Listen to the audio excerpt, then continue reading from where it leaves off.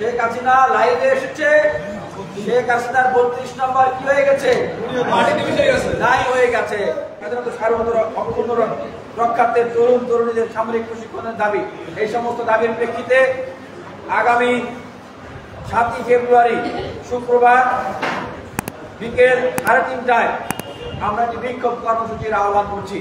আমাদের বিক্ষোভ কর্মসূচিটি শুরু হবে ঢাকা বিশ্ববিদ্যালয়ের রাজু ভাস্কর্য থেকে এবং আমরা স্পষ্টভাবে জানিয়ে দিতে চাই, আমরা এই মধুর ক্যান্টিন থেকে আওয়ামী লীগের নিষিদ্ধের আলোচনা দিয়েছিলাম।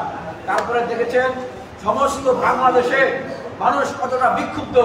এই সরকার যখন আওয়ামী লীগের বিরুদ্ধে কঠোর কোনো পদক্ষেপ নিতে পারতেছে না, তারা লিফলেট বিতরণ করছে, কর্মসূচি দিচ্ছে, তখন কিন্তু এই বিপ্লবীরা যারা এই দেশকে স্বৈরাচার মুক্ত করার জন্য জীবন দিয়েছিল, তারা কিন্তু দেশের মালিকানা অনুভব করে তারা কিন্তু রাজপথে নেমে এসেছে, তারা কিন্তু রাস্তায় নেমে এসছে। সেই জায়গা থেকে বলতে চাই, আপনারা যদি আওয়ামী লীগকে নিষিদ্ধ না করেন, আগামীকালের কর্মসূচি কিন্তু এই যমুনা অভিমুখে কিন্তু রওনা হবে, যমুনা কিন্তু হবে। আওয়ামী লীগকে যদি নিষিদ্ধ না করে, আবারও বলছি, আওয়ামী লীগকে যদি নিষিদ্ধ না করে আপনারা ধানমন্ডি 32-এ মানুষের যে ক্ষোভ দেখেছেন, বিক্ষোভ দেখেছেন, সমগ্র বাংলাদেশে এই বিপ্লবী তরুণ ছাত্র জনতার যে ক্ষোভ দেখছেন, যে বিক্ষোভ দেখছেন, সেই বিক্ষোভের স্রোত নিয়ে কিন্তু আমরা মার্চ টু যমুনা করতে বাধ্য হব। পাশাপাশি আমরা বলতে চাই, সমগ্র বাংলাদেশে আওয়ামী লীগ জাতীয় পার্টি সহ তার দোসরদের যত রাজনৈতিক কার্যালয় আছে, মানুষের বাড়িঘর দখল করে, জমি জমা লুটপাট করে তারা যেই সমস্ত জায়গা দখল করে তাদের কার্যক্রম পরিচালনা করছে, সেগুলোতে তাদের আর কোনো কার্যক্রম পরিচালিত হবে না। প্রত্যেকটা জায়গায় জুলাই গণ অভ্যুত্থানের স্মৃতি সংগ্রহশালা করা হবে। কোথাও সারা বাংলাদেশে তাদের কোনো রাজনৈতিক কার্যক্রম পরিচালনা করতে হবে না। আর আওয়ামী লীগের নেতৃবৃন্দদের উদ্দেশ্যে বলছি, আপনাদের লজ্জা থাকা উচিত। আপনাদের কোনো আত্মপলব্ধি নাই আপনাদের নেতা নেত্রীদের, বরং আপনাদেরকে ফেলে রেখে তারা বিদেশে চলে গেছে। যারা আপনাদেরকে ফেলে রেখে বিদেশে চলে আরামে আছে, নিরাপদে আছে, সেখান থেকে আপনাদের উস্কানি দিচ্ছে কর্মসূচি করার জন্য। আবার আপনাদের জীবনের বিরুদ্ধে তারা দেশে ঢুকতে চায়।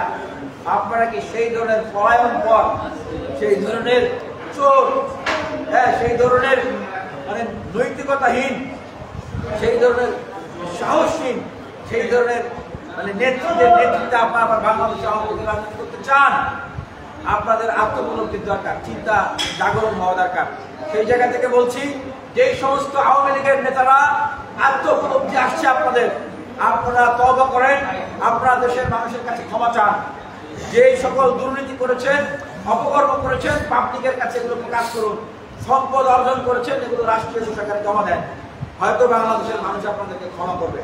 তা না করে যদি আবার মিছিল মিটিংয়ের ধান্দা করেন, দেশের মানুষের জানমালের প্রতিসাধনের চিন্তা করেন, আবার প্রতিবিপ্লবের ধান্দা করেন এই শেখ হাসিনার নেতৃত্বে, তবে বাংলার মানুষ শেখ হাসিনার যে বক্তব্য দিয়েছে, ভাষণ দিয়েছে, কি হয়েছে? সরকার পতন হয়ে গিয়েছে।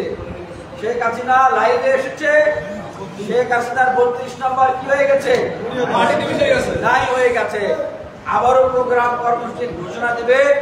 32 নম্বর নাই হয়ে গেছে। সমগ্র বাংলাদেশের এই গণহত্যার মাস্টার মাইন্ডের ঘরবাড়ি যেরকম মানুষ দুমড়ে মুচড়ে দিচ্ছে, আরো কর্মসূচি দিবেন।